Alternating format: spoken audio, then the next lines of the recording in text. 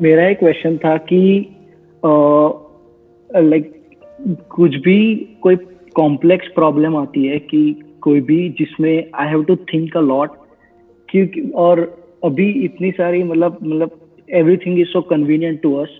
मुझे लगता है कि जो मेरी थॉट प्रोसेस है लाइक क्रिटिकल थिंकिंग की, वो एकदम से रुक गई है जस्ट बिकॉज मुझे सब कुछ अभी मतलब रेडी मिल जाता है। तो कोई भी क्रिटिकल चीज आती है तो मैं उसको सॉल्व नहीं कर पाता।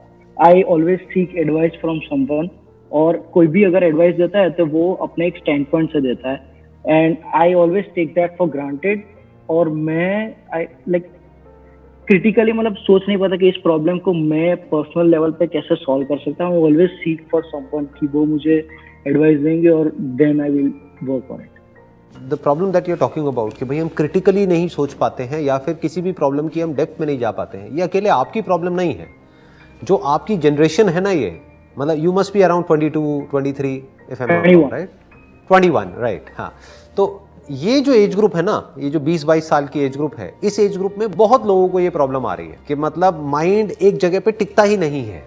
इनफैक्ट इसी को आप थोड़ा सा और आगे बढ़ाओ तो इसका प्रॉब्लम का एक नाम भी है जो कि ऑफिशियली मेडिकल टर्म्स में जिसको ADHD बोलते हैं, कि बेसिकली हमारा जो माइंड है वो हाइपर एक्टिविटी मोड में रहता है, कि मतलब माइंड में हमेशा कुछ ना कुछ घूमता ही रहता है।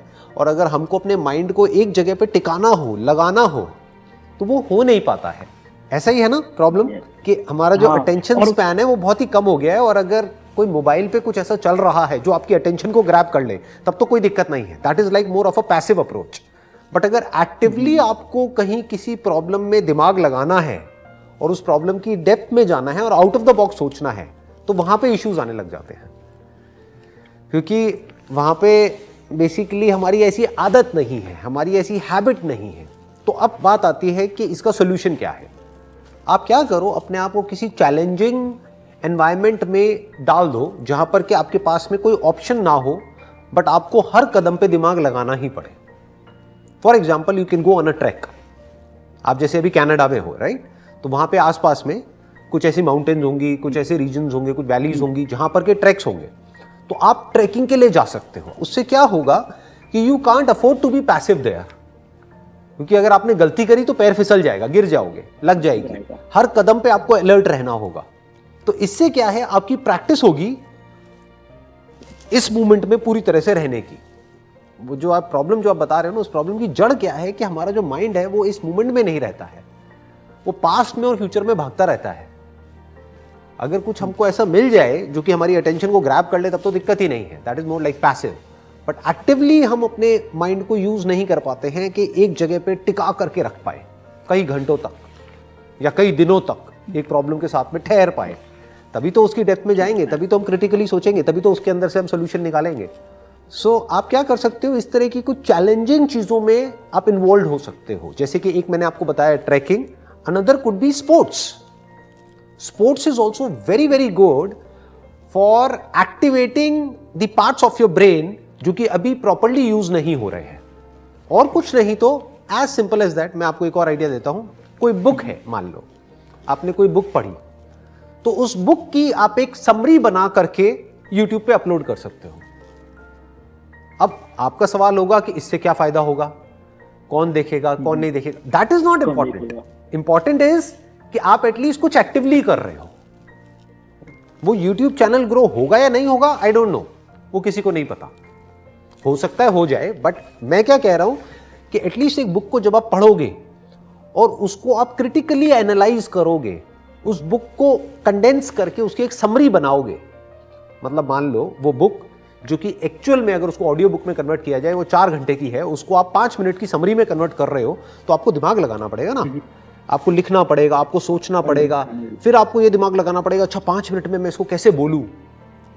तो एक पूरा का पूरा एक कॉम्प्रिहेंसिव एक एक्शन प्लान बन रहा है। तो जब आप इस तरह से कुछ चीजें करोगे, और हो सकता है वो करने में आपको मजा आने लग जाए। करना कुछ भी नहीं है, फ्री का चैनल है, वो आपने बनाया, अपना वहां पे अपलोड किया, और आप तो वैसे ही कनाडा में बैठे हो। तो अगर उस बुक की समरी को लोग देखने लग गए और सुनने लग गए, तो होगा क्या कि आपको डॉलर्स में पैसा आएगा ना, राइट? और कुछ नहीं तो आपकी जो क्रिटिकल जो थिंकिंग है ना, वो डेवलप होगी ability. So what I am saying is do something in which you can't afford to be passive.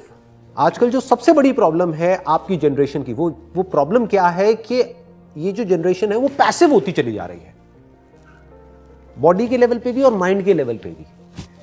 We need something to occupy our attention, मतलब हमको अपनी अटेंशन को कंट्रोल करके एक जगह पे टिकाना नहीं आता है। That is a big problem. Physically भी हम लेजी होते चले जा रहे हैं, मेंटली भी लेजी होते चले जा रहे हैं। तो डू समथिंग जिससे कि आप फिजिकली भी एक्टिव हो। एग्जैक्टली देखो, जब लेजी हो गए, आप मैं बताता हूं आप क्या कहने वाले थे। आप ये कहने वाले थे कि मन में कुछ ना कुछ घूमता रहता है, राइट? घूमता रहता है, बोलते रहते हैं अपने आप को ही, कुछ मन में हम अपने आप को कुछ ना कुछ बोलते रहते हैं जिसका आपस में कोई कनेक्शन नहीं होता है। मतलब अंदर ऑर्डर नहीं है, डिसऑर्डर है। कभी कुछ आ जाता है, कभी कुछ आ जाता है, कभी कुछ आ जाता है, और इन 5 बातें जो आई उनका आपस में कोई कनेक्शन ही नहीं है। ये नहीं है कि एक लाइन ऑफ थॉट है जिसके अंदर हमारा थॉट जा रहा है, कुछ भी आता रहता है रैंडम। अंदर एक रैंडमनेस है, एक ऑर्डर नहीं है, एक फ्लो नहीं है। ऐसा ही है ना, यही है ना प्रॉब्लम? हाँ। तो अब इसका मैं आपको सॉल्यूशन बता रहा हूं वो क्या है। जो प्रॉब्लम की जड़ है वो क्या है कि हम पैसिव होते चले जा रहे हैं, फिजिकली भी और मेंटली भी। तो जैसे ही आप फिजिकली और मेंटली पैसिव हो जाओगे, आप लेजी हो जाओगे, एंड जब आप लेजी हो जाओगे तो माइंड ओवर एक्टिव हो जाएगा, माइंड ओवर थिंकिंग के मोड में चला जाएगा। मतलब माइंड तो हाइपर एक्टिव हो गया और फिर एक लूप बन जाएगा। माइंड जितना ओवर एक्टिव होता चला जाएगा उतना ही फिजिकली आपको बुरा लगेगा। जितना फिजिकली बुरा लगेगा, अब आपके उल्टे इमोशंस और फीलिंग्स भी ट्रिगर हो जाएंगे। Now you will get into that loop which is called the loop of whatever you would like to call it as overthinking. उसी को और आगे एक्सटेंड कर दो तो anxiety related to future, anxiety, depression related to the past, and uncertainty about the present, कि अभी क्या हो रहा है। तो हम हर तरफ से फंस गए। तो मैं आपको इसका सॉल्यूशन बता रहा हूं कि सॉल्यूशन क्या है। फिजिकली एक्टिव हो जाओ, वो कैसे होना है वो आपकी चॉइस है, वो आपकी कॉल है।